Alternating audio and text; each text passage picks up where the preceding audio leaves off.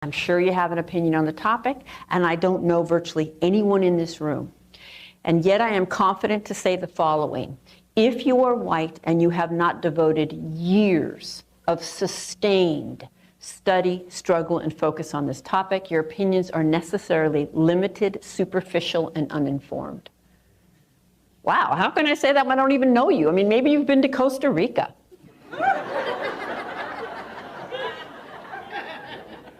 Maybe you have multiracial nieces and nephews. Maybe you were in Teach for America. After 20 years of doing this work, I feel very clear about the following. There is something profoundly anti-Black in this culture. And in the white mind, Black people are the ultimate racial other. We have the most energy about Black people. We have the most resentment and anxiety about Black people. And when I have a very short period of time with white people and I want you to get in touch with your early messages, I ask you to think about Black people, right? And anti-Blackness, there are poles, right? White is here and Black is here. And I don't have time to get into it, but there is no white without Black. There's a deep need for white, the white collective. There is no superiority without inferiority, right? So there are poles, and anti-Blackness cuts across all groups, including Black people. The darker you are, the more compounded the oppression. And while I'm here to challenge white people in our complacency, there's a very sensitive couple questions I think peoples of color have to ask themselves. One, what does anti-Blackness look like in our group, and who have I aligned with? Right? So having mentioned history, anti-Blackness, it's a system, I want to just give you one glance at the trajectory of anti-Blackness since the beginning of this country to the current time to illustrate those points. And this slide will be deliberately dense, and we can think about it as state-sanctioned organized crime, quite frankly, against African Americans.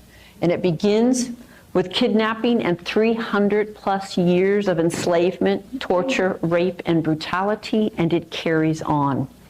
About 1/4 of the way in here, bans on testifying against whites, and you are in my lifetime. 1/4 of the way in that slide, you are in my lifetime where it was technically legal to murder Black people in this country. I would love to never again hear another white person say, I didn't own slaves, as if that ended on that day. And about halfway in at employment discrimination, you are now in 2019 with copious empirical evidence. And if you don't know some of these things, that's on you to educate yourself. But I'm going to pick it up in 2019, and let me repeat, copious empirical evidence.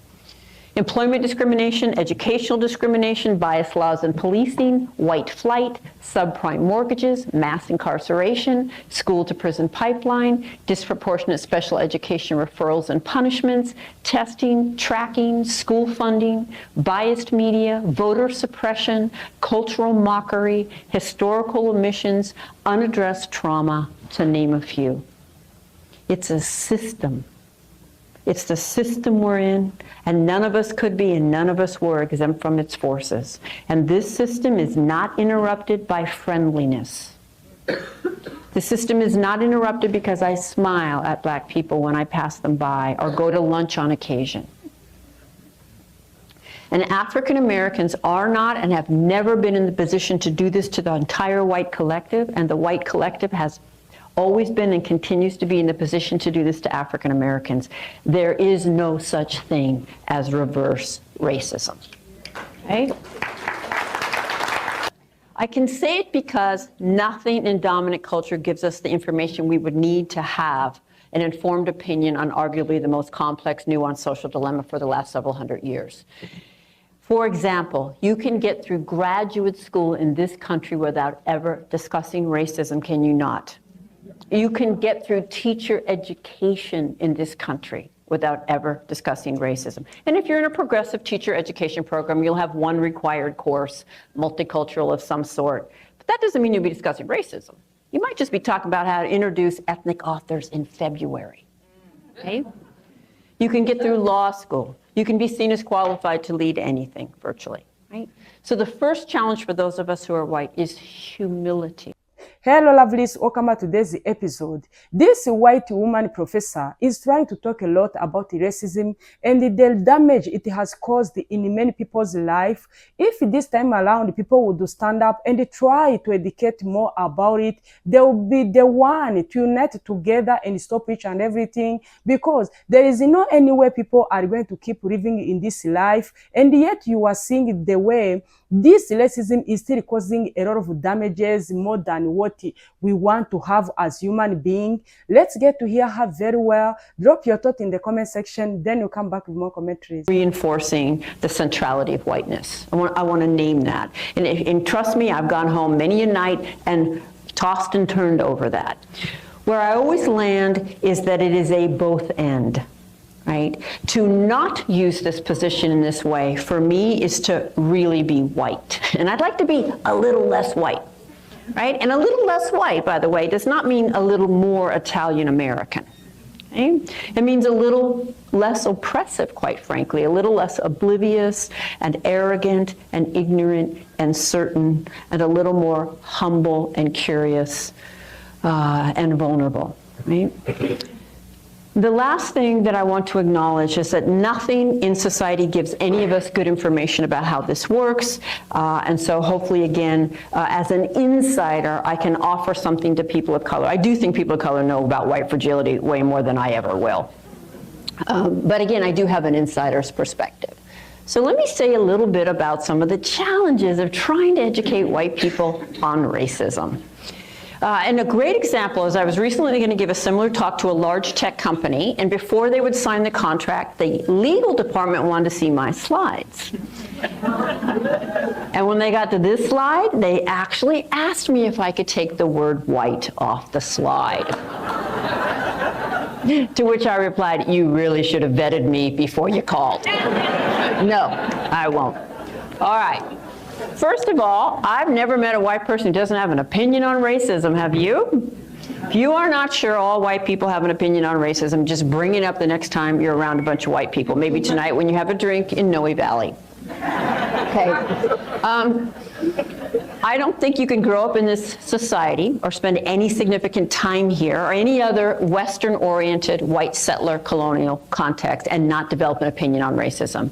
That doesn't make it informed. So I'm going to say perhaps my first controversial thing. If you are white, I'm sure you have an opinion on the topic, and I don't know virtually anyone in this room. And yet I am confident to say the following. If you are white and you have not devoted years of sustained study, struggle, and focus on this topic, your opinions are necessarily limited, superficial, and uninformed. Wow, how can I say that when I don't even know you? I mean, maybe you've been to Costa Rica.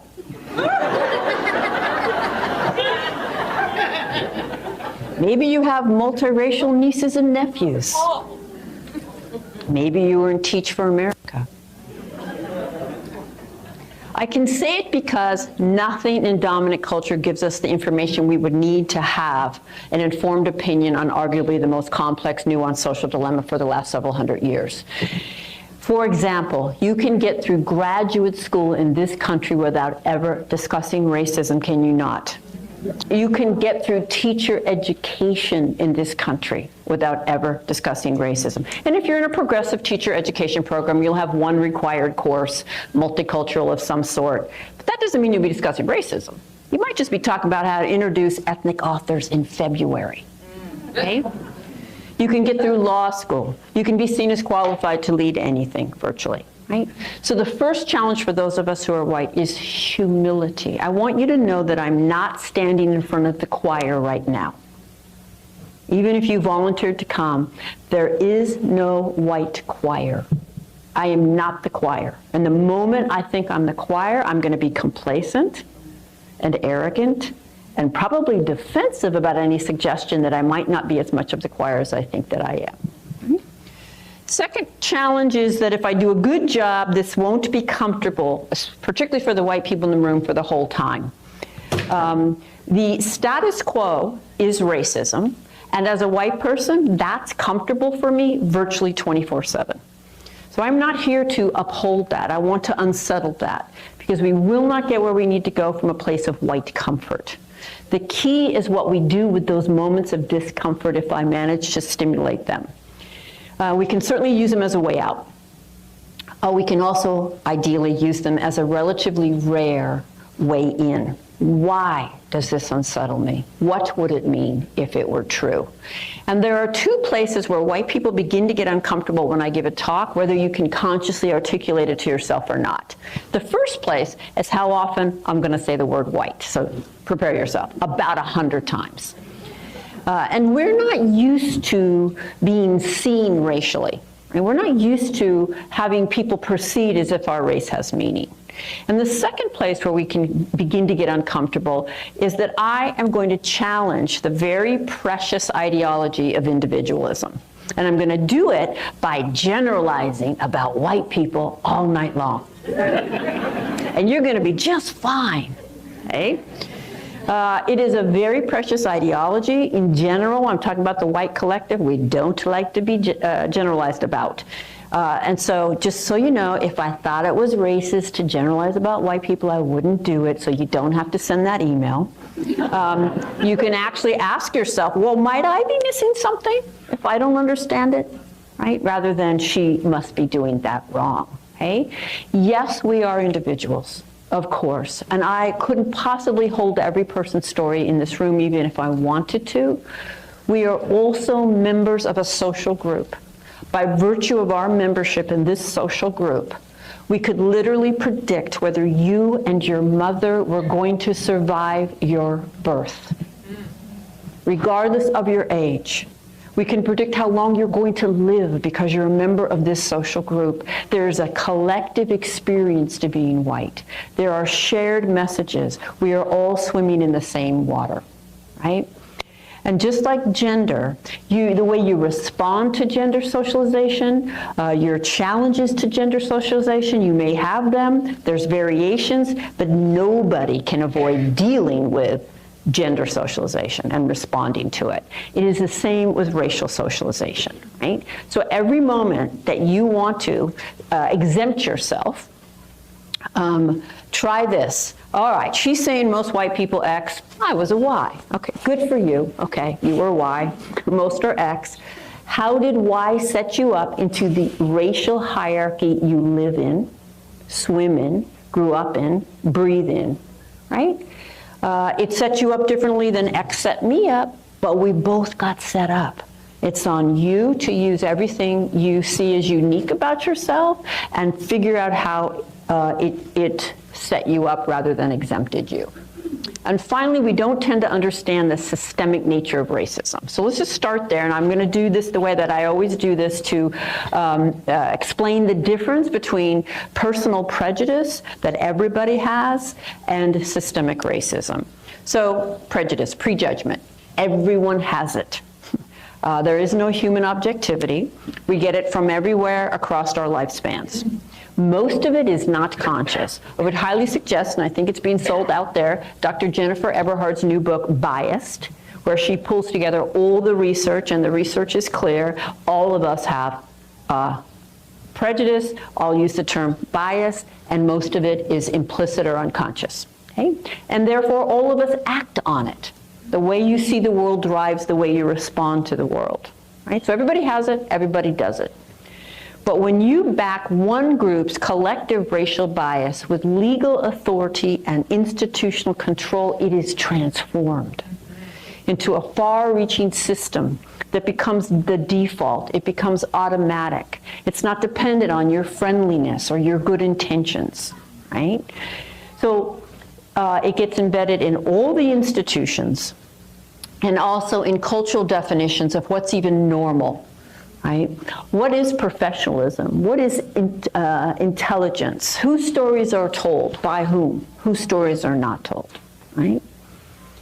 And I'm going to use an example from one form of oppression to launch us into the form we're here to talk about tonight. So we're here to talk about racism. I'm very clear you can't really separate these out.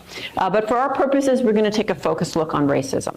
But I'm going to draw from an example from the form called sexism. And relax, I'm going to use dominant language because I'm going to use this the way our textbooks teach us. Right? So hang in there. Women got the right to vote in this country in 1920. There was only one possible way that women could get the right to vote, and that was for men to give it to us. Women couldn't vote on the right to vote. They couldn't even speak in many public forums to advocate for their right to vote. Could a woman be prejudiced against a man and mean to him in a one-on-one interaction? Of course. Could women as a group literally deny every single man in the society his civil rights? No. Could men deny every woman in the society her civil rights? Yes.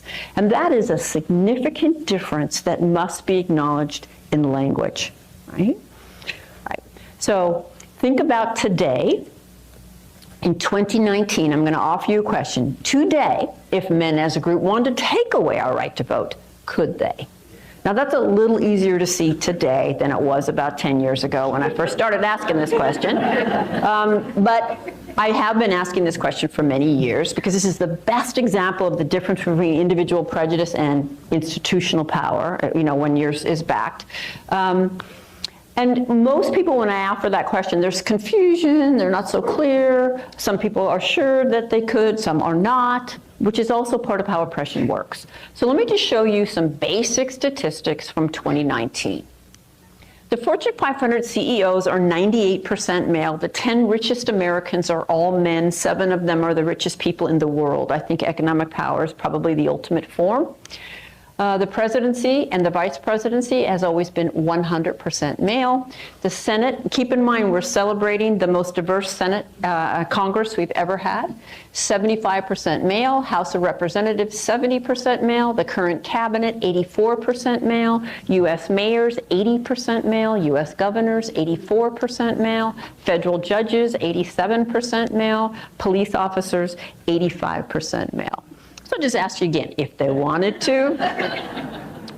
I'm not saying they would. My point is, by definition, institutional power is deeply embedded in the fabric of society. It's embedded across history. These are not flexible systems. Heads up, we live in patriarchy. We live in an androcentric, male-dominated, patriarchal society. We always have, and it didn't end in 1920. And I'm very confident that if Hillary Clinton had become president, patriarchy wasn't going to end that day. Anymore, if the word patriarchy came out of her mouth, any more than we can see that racism did not end upon Obama's presidency. I would argue it got an infusion. All systems of oppression can allow for exceptions. The rule will be consistent, right? 2019. And just in case you need a visual on my claim, that we live in patriarchy.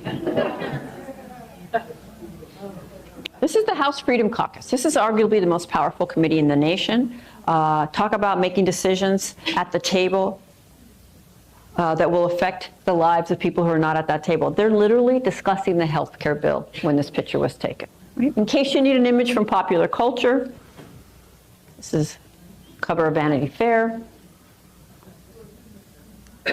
This is a slide I made. I don't even know who it is. I just Googled white guy. And I got this, and I thought, oh, that's a good one. If you have young people in your life, and if you have kind of self-awareness yourself, you know that children are deeply shaped by films, by media, by imagery and marketing, right? The way that they think about the world and understand the world. And all of us pretty much have been deeply shaped by film. Those who write and direct film are our cultural narrators.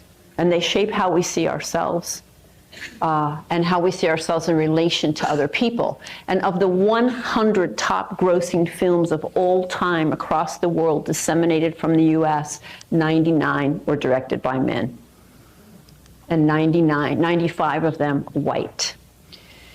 Institutional power is the ability to disseminate your worldview to everyone and to shape how they see themselves, how they see you, how they see themselves in relationship to you. to tell the story of the other when you are not in relationship with the other, when you don't know the other, to be able to represent the other, and to do it and position yourself as simply telling universal human stories, not from any particular position. So that Mike Lee is a film director who makes films about the human condition, and Spike Lee is a black film director who makes films about black issues. So Facebook puts these things out on holidays. This one came out to commemorate the anniversary of women gaining suffrage. And then some folks did this. Which women got access to the vote in 1920? Yeah, white women. So another dimension of institutional power is that your group's experience is held up as universal. So while we were oppressed as women, we were certainly privileged as white. There is no more universal woman's experience than there is a universal human experience on the physical plane where we live in the here and now. Right? And that recognition, I'm sure many of you know, was termed by Dr. Kimberly Crenshaw intersectionality. Right?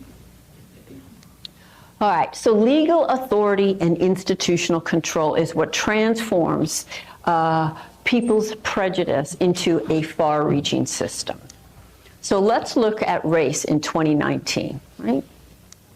So the presidency and vice presidency, 100% white. The US Senate, 91% white. I just have to point out again, the most diverse Congress we've ever had. The House of Representatives, 73% white. The current cabinet, 89% white. The governors, 98% white. Mayors, 88% white. Military advisors, just think about who we go to war with. 100% white. Federal judges, 88% white. Police officers, 80% white. The people who decide which TV shows we see, 93% white. The people who decide which books we read, 90% white. People who decide which news is covered, 85% white. People who decide which music is produced, 95% white. School teachers, 82% white. Full-time college professors, 84% white. Owners of men's pro football teams, 97% white. Owners of men's pro basketball teams, 98% white. The players, 75% black. Right? And yet, what is the definition of a racist, of what it means to be racist in the mainstream? Right? Well, it's an individual, always an individual, not a system, who consciously does not like people based on race. Apparently, if it's not conscious, it doesn't count. And is intentionally mean to them. It also has to be intentional to count. Individual, conscious, malintent across race. That is a racist. And I don't know that you could come up with a better definition to protect the system of racism than this one. Because this definition makes it virtually impossible to talk to the average white person about the inevitable absorption of a racist worldview that we get from living in a culture in which it is infused and embedded across all its institutions, right? I think that this definition is the root of virtually all white defensiveness on this topic. Have you guys noticed any white defensiveness on this topic? Because if that's my definition of a racist, and you've just suggested I've said or done something racist, much less that I benefit from racist just by being white, what I'm going to hear is you just question my very moral character. And now I need to defend my moral character, right? And I will. Right?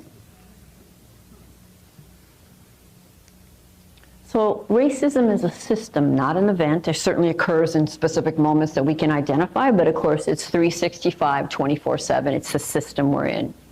And part of being raised as a white person in this society has been to be raised to be what I think of as functionally illiterate on this topic. I had opinions, I spouted them freely, I cringe today when I think about that. And part of gaining literacy, and of course that is a lifelong process I will not be finished with, part of gaining literacy has been to understand the kind of collective dimensions of racism, but also how different groups of color get set up differently. So what's in my head about indigenous peoples is different than what's in my head about Asian heritage people, and that's different than what's in there about African heritage people. I have different levels of comfort and anxiety and interest, etc. And therefore, those groups have different experiences. Okay?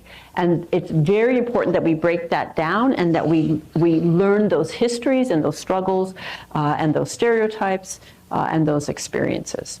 So I want to be really clear.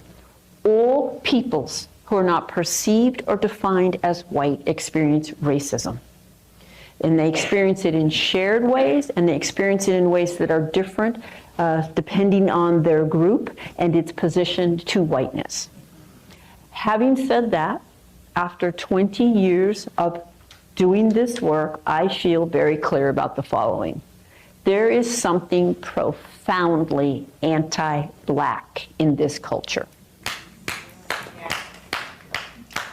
And in the white mind, Black people are the ultimate racial other. We have the most energy about Black people. We have the most resentment and anxiety about Black people.